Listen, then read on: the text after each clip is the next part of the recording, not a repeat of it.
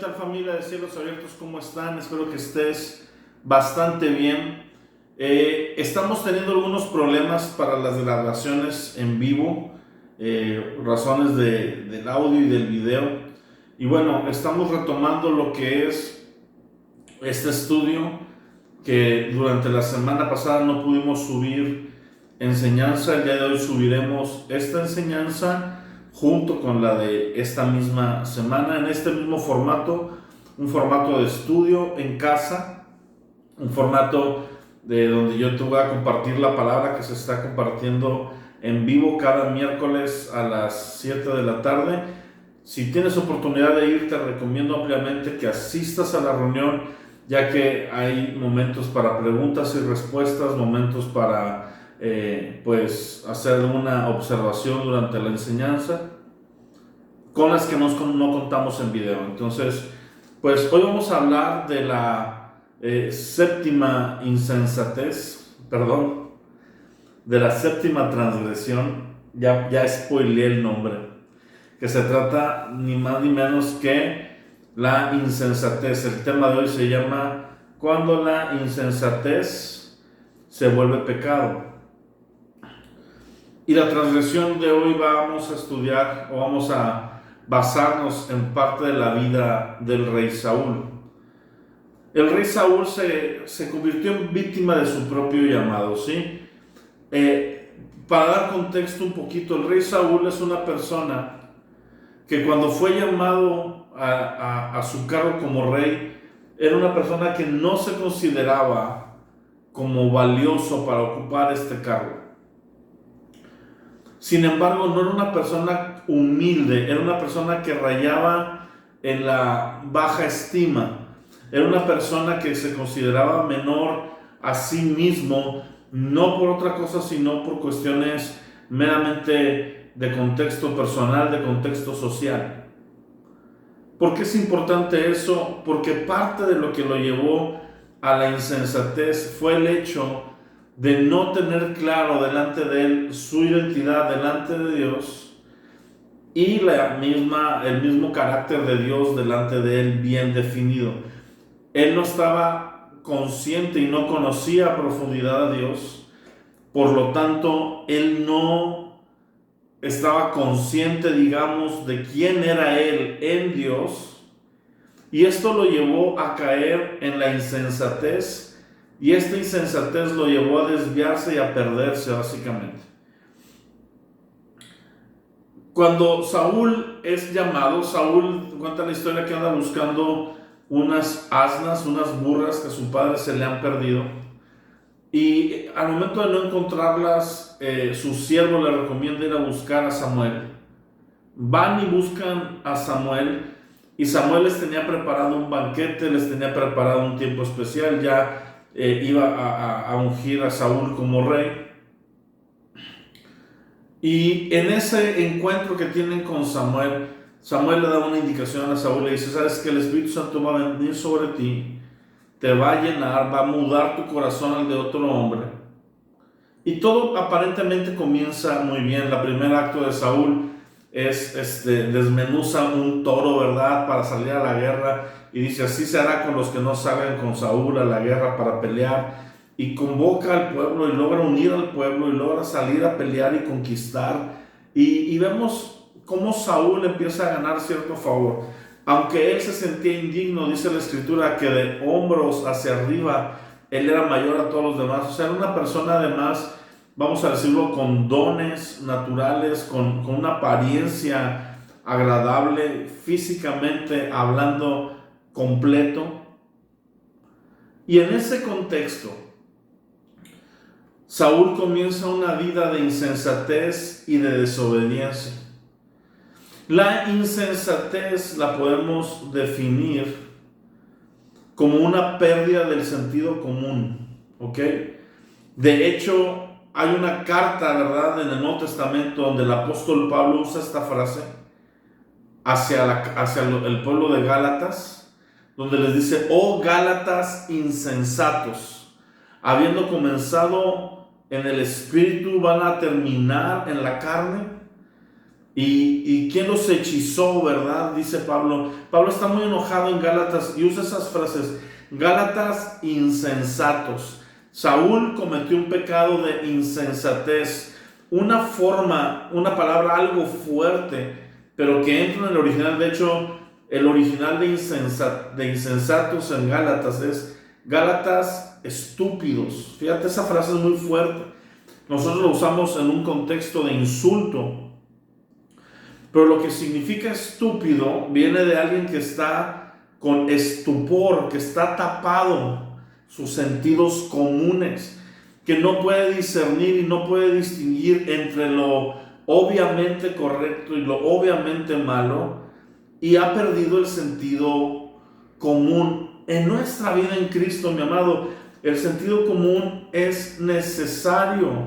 Nosotros necesitamos de sentido común para todo en nuestra vida espiritual. Sobre todo si en alguna parte estamos en el ministerio, necesitamos tener sentido común, porque podemos caer en el riesgo de cometer tonterías que a la larga esta práctica de insensatez se puede convertir en un pecado, en algo crónico.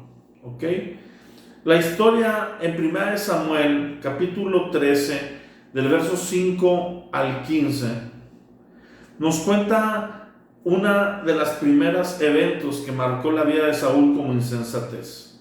Y fue que iban a pelear contra los filisteos y Samuel le había dicho a Saúl que en el séptimo día él iba a acudir al campamento e iba a ofrecer sacrificios, y a partir de ahí podrían salir a pelear para tener una batalla. Pero primero tendrían que ofrecer sacrificios, pero era Samuel el encargado de hacerlo.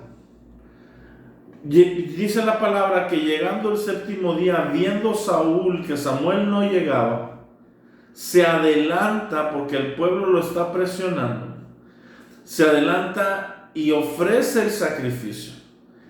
Y cuando termina de ofrecer el sacrificio, Samuel viene en camino. Mira, el versículo 9, para no leer todo, te estoy dando el contexto, pero quiero leer algunas partes puntuales. 1 Samuel 13, 9 dice: entonces dijo Saúl, tráiganme el holocausto y ofrendas de paz, y ofreció el holocausto. Cuando él acababa de ofrecer el holocausto, Samuel venía. Saúl salió a recibirle para saludarle, y entonces Samuel dijo: ¿qué has hecho? Esta expresión, yo creo que en el corazón de Dios muchas veces está continuamente sobre nuestras vidas cuando hemos abierto la puerta a la insensatez. ¿Qué has hecho? ¿Qué hiciste? ¿Cuántas veces nosotros no le hemos dicho eso a alguien? ¿Por qué hiciste eso? ¿Verdad? Sobre todo cuando tienes autoridad en algún sentido y esperas que las personas debajo de tu autoridad actúen con sentido común y hacen totalmente una barbaridad. Surge de nuestro corazón esa pregunta, ¿verdad? ¿Qué hiciste o por qué hiciste esto? Y es lo que sale del corazón de Samuel. ¿Qué has hecho? Y Saúl le responde, fíjate: porque vi que el pueblo se me desertaba y que tú no venías dentro del plazo, y ya estaban reunidos los filisteos en Micmas. Me dije: ahora descenderán contra mí los filisteos en Gilgal, y yo no imploraba el favor del Señor. Me esforcé pues y ofrecí el holocausto. Y la respuesta de Samuel es para subrayar. Samuel le dice a Saúl: locamente has hecho. No guardaste el mandamiento del Señor tu Dios que Él te había ordenado. Ahora el Señor hubiera confirmado tu reino sobre Israel para siempre, mas ahora tu reino no será duradero. El Señor ha buscado un hombre conforme a su corazón, el cual ha designado para que sea príncipe de su pueblo, por cuanto tú no guardaste lo que el Señor te mandó. Esta expresión es tremenda. Samuel lo ve y le dice: locamente has hecho, es decir, te comportaste como una persona loca, como una persona fuera de sus sentidos. ¿Por qué? Porque te adelantaste, porque no supiste esperar. Parte de la insensatez que puede nacer en nuestra vida nace de no comprender los tiempos y los procesos y las maneras en que Dios quiere trabajar. Y eso nace, a su vez, de no estar en una relación íntima con Dios. Muchas veces los pecados que cometemos en nuestra vida rayan en eso, rayan en la insensatez, rayan en una desconfianza, son el fruto de actuar en nuestras fuerzas por no terminar de entender y conocer a Dios y esperar a que Dios actúe. Muchos de los desacuerdos que han sucedido en nuestra vida puede ser por esto. Entonces, Saúl comete esta insensatez y en otra ocasión vemos que hace lo mismo, pero va avanzando. Yo te voy a hablar de 3 ocasiones antes de pasar a los puntos que quiero estudiar. Estas 3 ocasiones que Saúl cometió insensatez, y la primera ya la vimos, se encuentra en este pasaje que leímos. Los siguientes no los voy a leer por tiempo, pero te voy a decir en la escritura dónde los puedes encontrar. Y la siguiente ocasión que Saúl comete este pecado, vamos a ver que hay ciertos puntos que avanzan, ciertos puntos que van en aumento y están en 1 Samuel 15. Saúl es mandado para destruir el pueblo de Amalek, que le había salido al encuentro de Israel y le había estorbado. Y Dios, por medio del profeta Samuel, le da una instrucción muy clara a Saúl y le dice: Saúl, tienes que destruir todo Amalek, no dejes nada, no dejes mujeres, niños, ganado, barre con todo.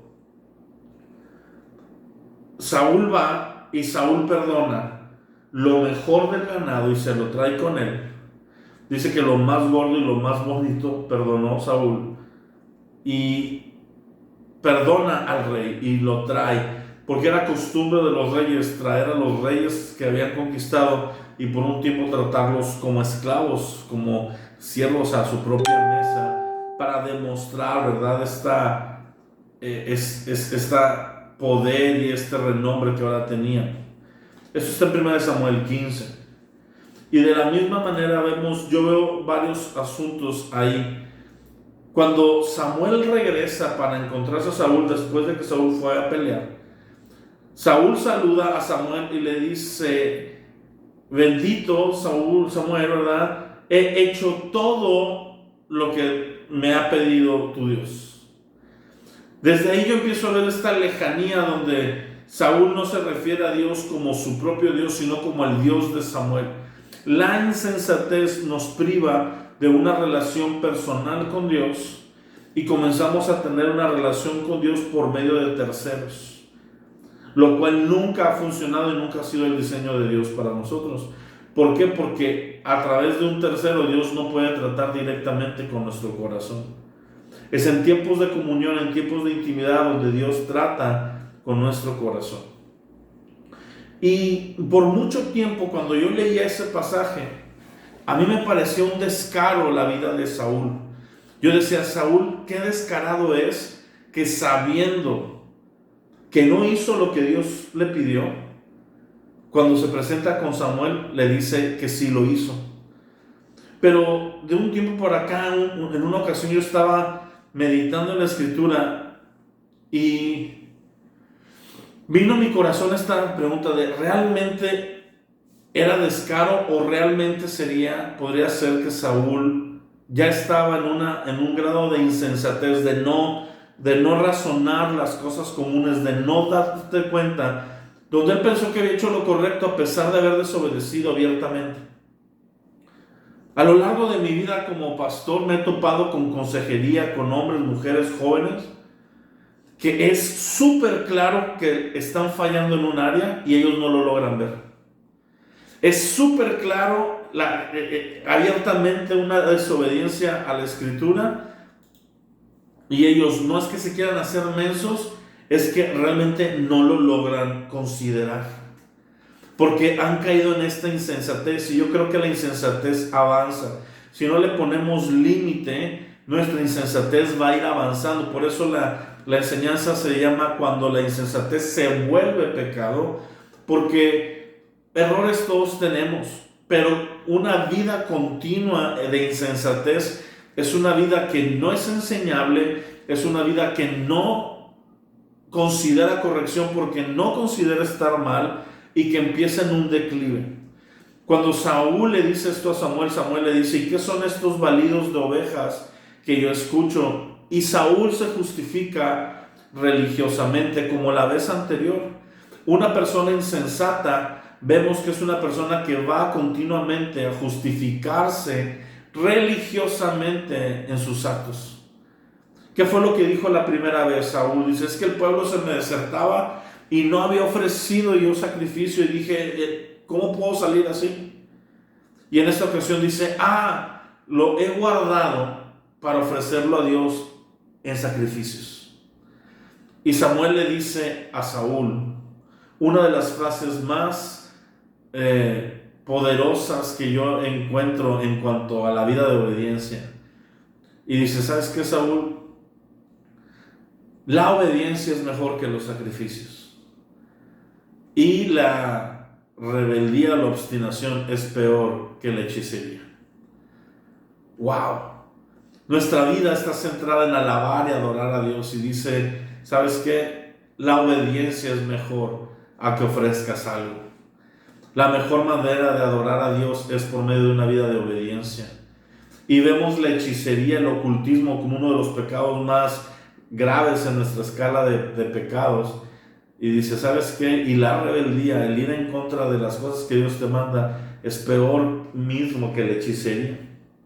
Así que cuando nosotros vivimos en insensatez y en rebeldía, abrimos puertas espirituales del mismo calibre que podríamos abrir al entrar en ocultismo. Eso es tremendo, mis amados. Ahora, Saúl en esta ocasión ya ha avanzado en su pecado y le dice a Samuel, y Samuel le dice: ¿sabes qué? El reino será quitado y Dios se lo dará a otro hombre mejor que tú. Y ese hombre es David. Y cuando Dios se refiere a David en Hechos, dice que Dios había escogido un hombre que hiciera conforme a todo lo que Dios quisiera. Es decir, el problema con Saúl era que no era un hombre obediente, era un hombre insensato. Y David, aunque cometió muchos errores, siguió considerándose un hombre conforme al corazón de Dios porque procuró agradar y hacer la voluntad de Dios. Pero Saúl le dice a Samuel: ¿sabes qué? Está bien, pero tú sigue guardando las apariencias, tú sigue diciendo que yo soy el rey. Esto es tremendo porque vemos cómo a Saúl ya no le importaba la opinión de Dios, pero le importaba la imagen ante el pueblo.